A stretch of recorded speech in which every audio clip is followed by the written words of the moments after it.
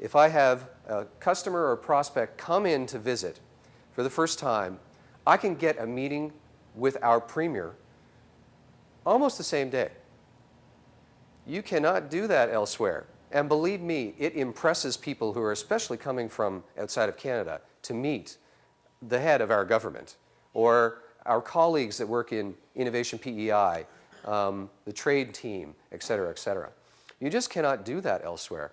When I lived in Vancouver, my boss tried to get a meeting with the Premier of BC for 3 years. 3 years, and it didn't happen.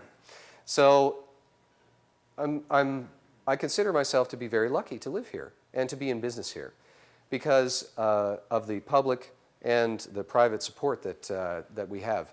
People on the island want to support one another, especially when the ideas are good. The one thing that I would comment on, however, that I consider to be a challenge which we have yet to overcome here is our concept of failure and it being something to be ashamed of. I do not agree with this at all. In fact, I vehemently disagree. Failure is something which we islanders must embrace. We have to if we're going to grow. Because those people that take risks should be encouraged to do so. In other words, entrepreneurs. But if we have an attitude that failure is bad, a lot of people are afraid of failure because our perception of it. And this is absolutely wrong. You are not going to encourage more people to take risk if you do not agree that it's possible that they may not succeed. In fact, it is highly likely that they will fail. Nobody hits it out of the park the first time. A lot of people see our success with Honeybee. However, they don't always get to hear my backstory. Honeybee is not my first business. In fact, it's my 25th. No joke. And I shouldn't say all, most of the others did not succeed. They ended in failure. We need to recognize this fact. It is a fundamental fact in business. It is extremely unlikely that you are going to knock it out of the park the first time, and that failure is a good thing. We also need to recognize that we need to invest more in people that may fail, not less. If we are going to grow here on the island, we need to continue to invest more and accept that we could lose every penny that we invest. The reason why we must invest, though, whether it's personally, whether it's publicly, is because we can use that to our advantage, to attract entrepreneurs from elsewhere, to leverage that capital into larger pieces of capital, which we desperately need on PEI. And it's all good if we accept that failure may occur and that that's not a bad thing. I believe that if we change our attitude towards this, we can do incredible things here. And I hope that Honeybee and the Timeless group of companies, both businesses started off extremely modestly, and I'm pleased to say both are experiencing double-digit growth year over year, and we expect that to continue. And we're doing it right from Charlottetown. If we can do it, anybody can. I firmly believe that. And I'm here today to say I would be happy to give my 2 cents to anybody if I can possibly help you. Thank you.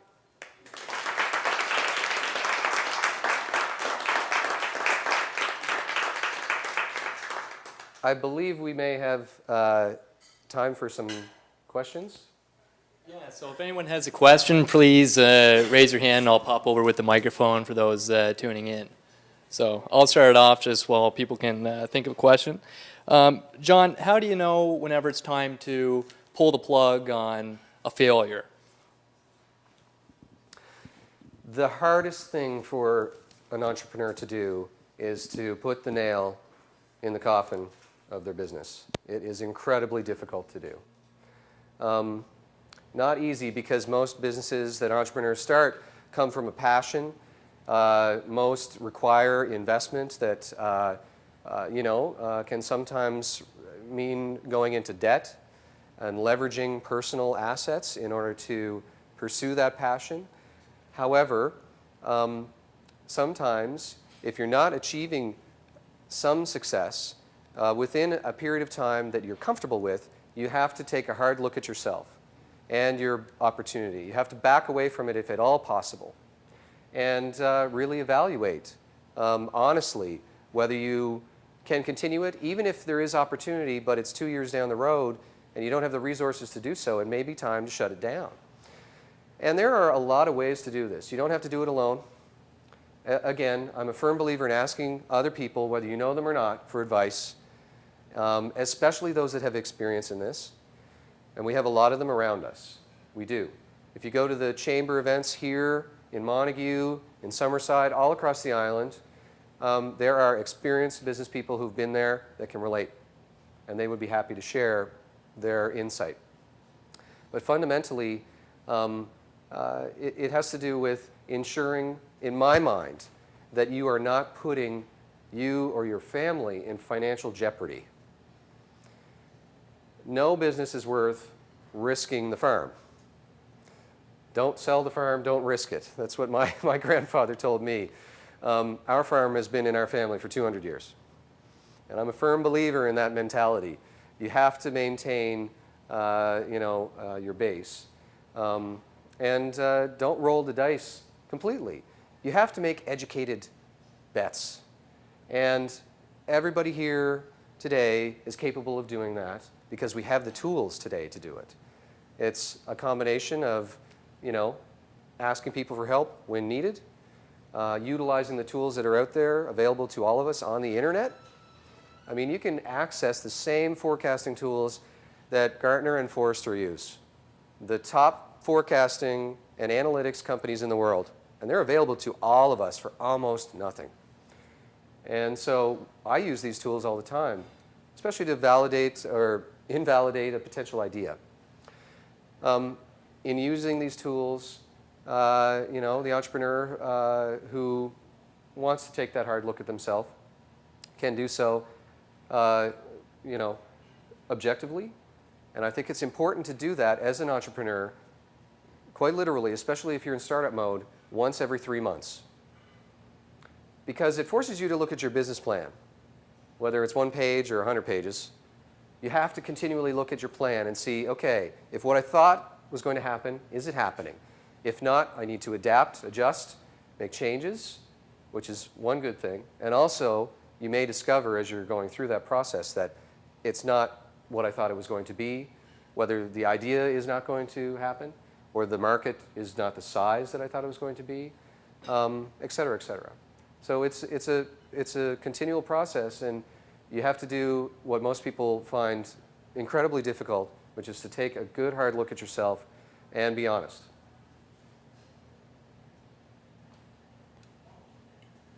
After the failed businesses, when things weren't going great, I'm sure you had to reevaluate everything. What kept you going? What made you jump onto the next excursion kind of thing? Great question. So after my business was shut down in Texas, I moved back home. As I said, thought it was going to be a brief stop. But fundamentally, I ended up as a 31-year-old moving back in with my parents. I was completely broke. I was in debt. I was driving my younger brother's car whenever he'd let me borrow it. And it reaffirmed the values that I was brought up with, which are surround yourself with your family, your friends, and they will lift you back up. I wasn't long for not wanting to try something new because I've been through this many times.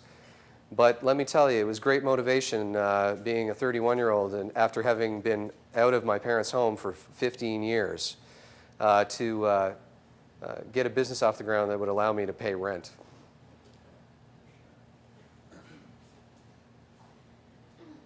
Did you ever think of going into something else other than entrepreneurship, like starting up your own business, or did you always know that's what I'm going to do? So another great question. The question was, did I always know I wanted to be an entrepreneur? Had I ever thought of going into other things? Well, quite frankly, after graduating from high school and having a bunch of small businesses, seasonal businesses, and they were all small, modest, you know, a couple of employees at most. I thought I wanted to go to university and get a business degree and then go work for a large company. And I did. I went out to the West Coast and I worked for Apple. I worked for Apple kind of indirectly, but our company created audio technology, which Apple was our largest customer of. You may have heard of MP3. I worked for one of the guys that invented MP3, as well as the other MPEG formats. And we licensed a proprietary audio format to Apple, and they were one of my customers. So I worked with several people in their marketing team to introduce new multimedia technologies, and it was very exciting. This was when the internet was starting to become a commercial reality, and we literally went from 0 to 150 million customers in 3 years, distributing this software. And I had always had an interest in software, you know, I always thought I had an interest in working in a large enterprise like that, but I realized after 3 years it was not my passion. I learned a lot, worked with some of the most incredibly bright and creative people in advertising, branding, product development that are in the world, as the last 20 years of Apple product rollout has demonstrated. So it was a very, very valuable experience. However, I realized that my passion was in working with my own or my team's ideas and turning them into something from nothing. The challenge that that poses is really what excites me the most, because there is that risk of failure, but the rewards can't be quantified. Thanks, John. We got a question that came in online from Mr. Brad Pino. The question is, are people born entrepreneurs, or do you become one because of how you were raised? Great question.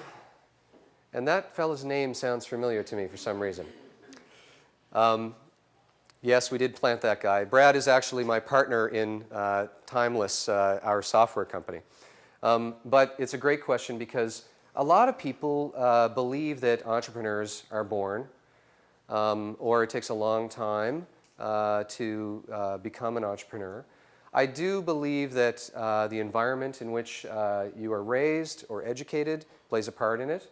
However, I firmly believe that anybody who is capable of taking risk can become an entrepreneur. And I'm not suggesting that everybody is capable of taking on a large risk, you know, the first try. But we can all teach ourselves risk tolerance. I spent several years living in the US, and one of the things that I noticed that was very different between us here on the island and even across Canada and most Americans was that their tolerance for risk was way higher than ours. And I think it's a cultural thing. Again, getting back to the view that a lot of people in Canada have about failure and it being something to be ashamed of. In the US, if you go to a venture capitalist for money, one of the first things they ask you is, have you ever been bankrupt? And if so, how many times? And this is not because they see that as a bad thing. They actually see this as valuable, especially if you have gone bankrupt multiple times. It is just a completely different viewpoint. They see that as experience, and if you have gone bankrupt multiple times, it is a good thing because it shows that that person is willing to pick themselves up, dust himself off, and give it another go, which as an entrepreneur you have to do. As I was mentioning earlier, the business that I'm in today, both businesses, it's not the first business that I've ever been a part of or owned. Those failures in the past have led to our success today in a small part. So.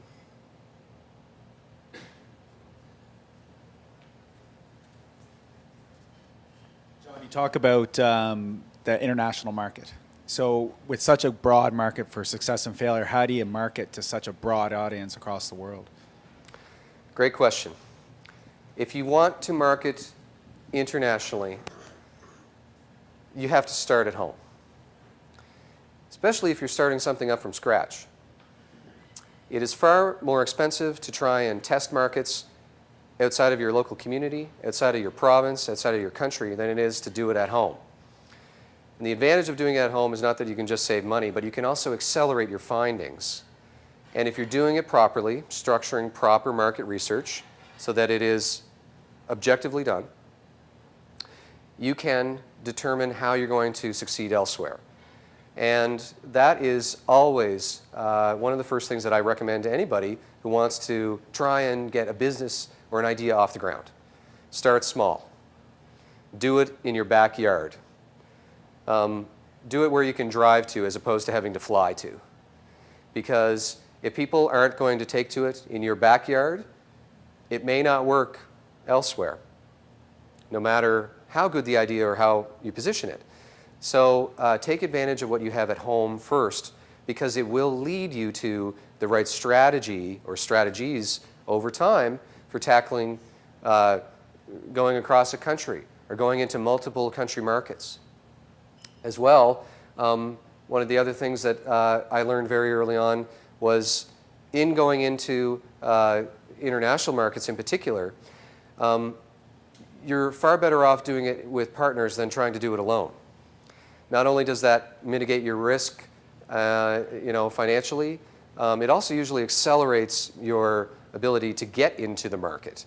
And so partnerships have been a key part of every business that I've been involved in. Honeybee, as an example, partners with companies that already have an existing retail brand whenever we go into a new country. So because we have such a unique product, unique platform, they're willing to do what we call co-brand, which is on the front of every retail package, you have the Honeybee brand and their brand. And we've launched product in Japan like this, in Europe, the USA. We're doing so throughout the rest of Asia and Australia later this year. And it has been really advantageous to us because it is expensive to try and get your brand into retail, especially grocery retail and pharmacy retail, which is what the Honeybee brand is focused on. So, test at home, but ideally find partners who are going to help you when you want to go into those other markets outside of, our province or our country. John, how do you maintain a work-life balance? I don't. I'm just kidding. That was for her benefit. Well, the simple fact is that sometimes it is a challenge to do so when you're in business. As an entrepreneur, there often is no difference between work and life. And I can say that I've lived that. But I can also say that I didn't see it as a bad thing all the time. I love what I do. That's key number one. If you're happy to get up in the morning and go to work, then it's not really work. And most entrepreneurs feel that way. It's life, and I love my life. I love it so much that, last night I had one conference call, with some folks in Asia at 10:30, another at 11, and another at 12 midnight. And I was up this morning and in the office before you. Just kidding. But I must say it's also very important to recognize when you have to separate. I'm very pleased to say that after several years, Sue and I achieved a milestone in December of 2011. We took our first vacation in, at the time, 6 or 7 years. And my God, it was good to get away. It was so good to get away. And we made a pact that we were going to get away at least once every 6 months from now on. And we've been sticking to that. We're about due. Yeah. We were away at Christmas time, and well, it's June. It's almost July, so I guess time for another vacation. But it is important to take a break for mental happiness and health, physical health. You cannot work, work, work. But if you love what you do, you can definitely work a lot.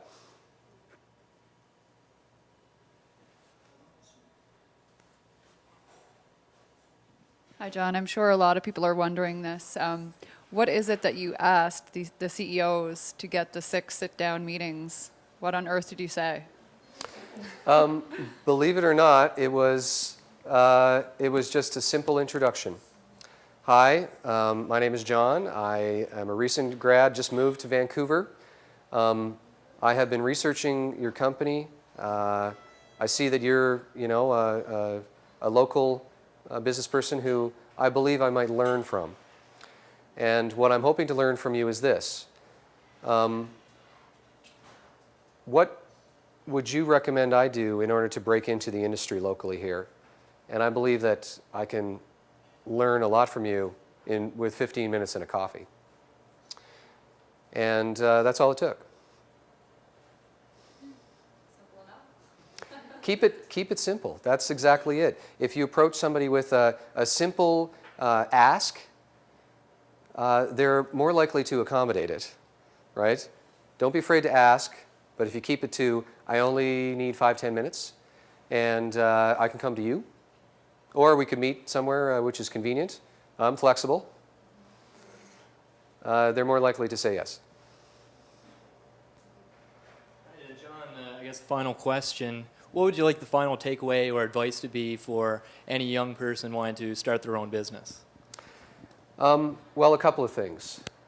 I think, or I hope anyway, I've conveyed one of my main mantras in life, which is if you don't try, you will not succeed.